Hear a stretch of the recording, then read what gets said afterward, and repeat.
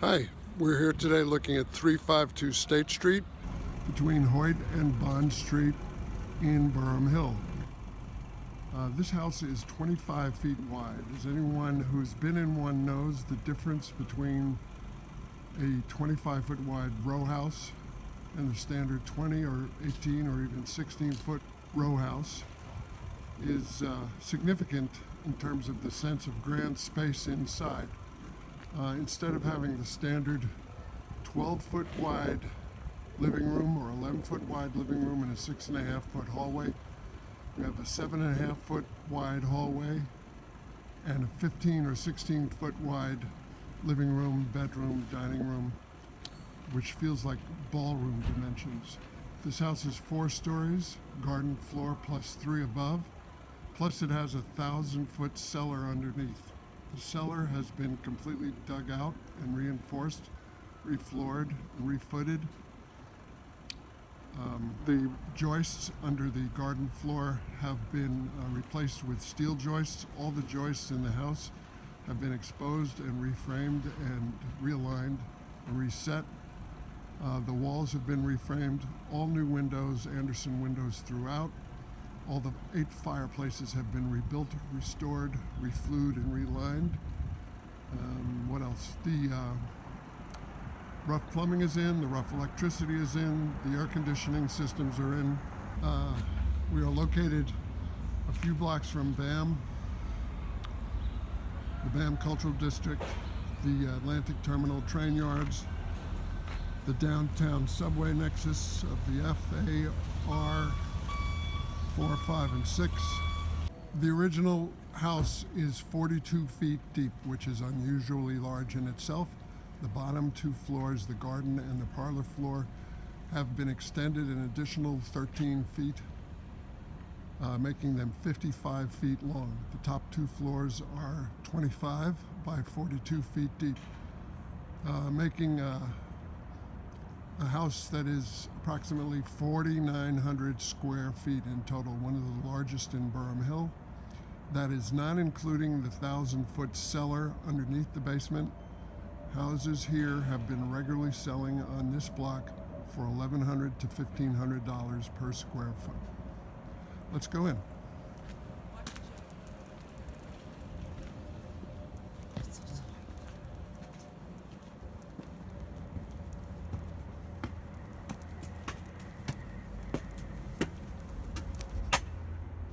Here we are, as I said, grand spaces. This is an 8-foot wide entry hall. The stair has been reinforced and rebuilt. All the joists have been relined and reinforced and reset. Moldings have been saved. He did a lot of work on the woodwork to preserve it. As I've said, let's go in the front room on the parlor floor.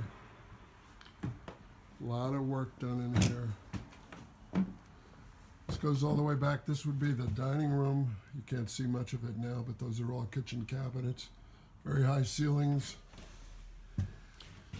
Closet, pantry in between there and here, which is the parlor floor.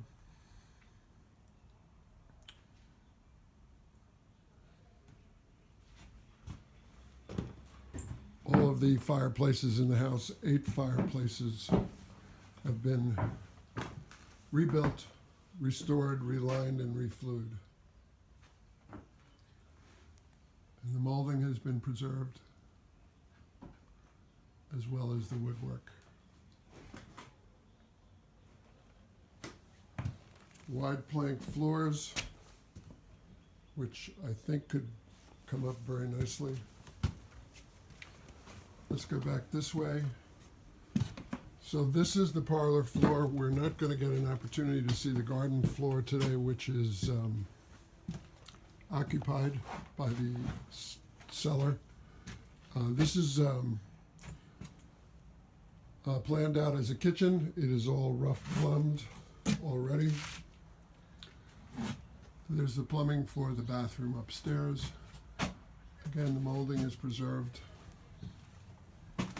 They also put in plans for a 13-foot extension on the back of the house The original house is 25 feet wide by 42 feet deep. Here is the original back wall.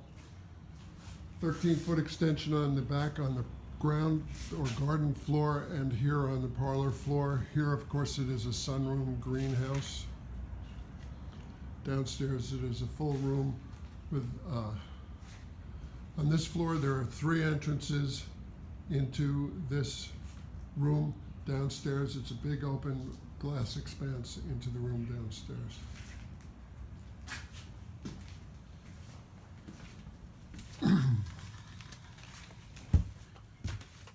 So, as you can see,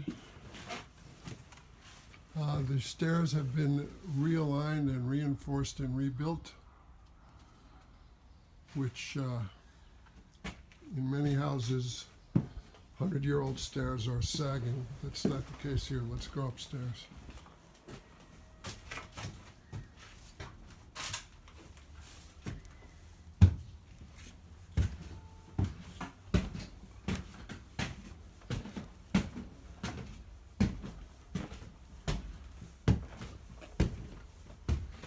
So this floor above the parlor was designed to be 3 bedrooms.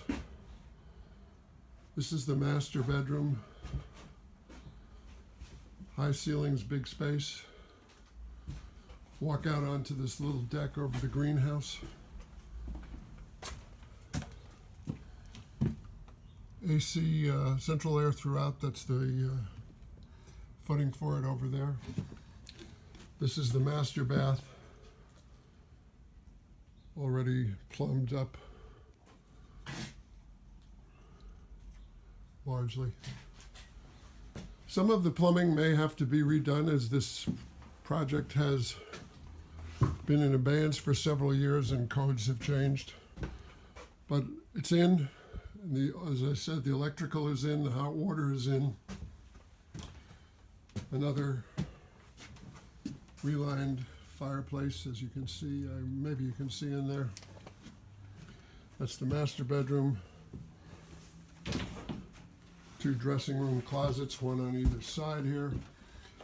Another bedroom.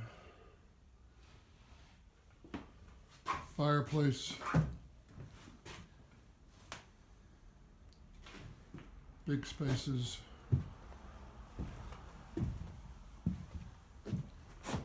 Third bedroom. In most houses, this is the little room over the stairs. In this house, this is the big little room over the stairs. Let's go up to the 3rd floor, the 4th floor.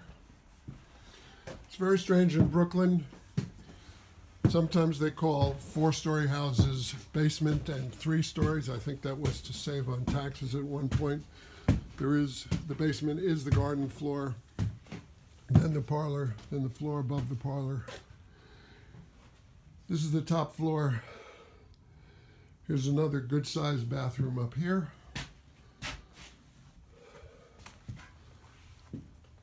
And this is a 4th bedroom here in their plans with, I guess, a loft above it as they did it, but that could be changed. High ceilings, which you can't see now. Big double doors here, and this room here on the 4th floor is in the plans as a full floor length playroom. Again, very good spaces, high ceilings. These ceilings here go all the way up to the rafters. They removed the ceiling here. The roof rafters, they've lowered this middle section, I think, to accommodate the skylight and also just to give some definition to the space. Here's the back part of this playroom. Up here, as you can see, he was starting to close in the walls when the project came to an end.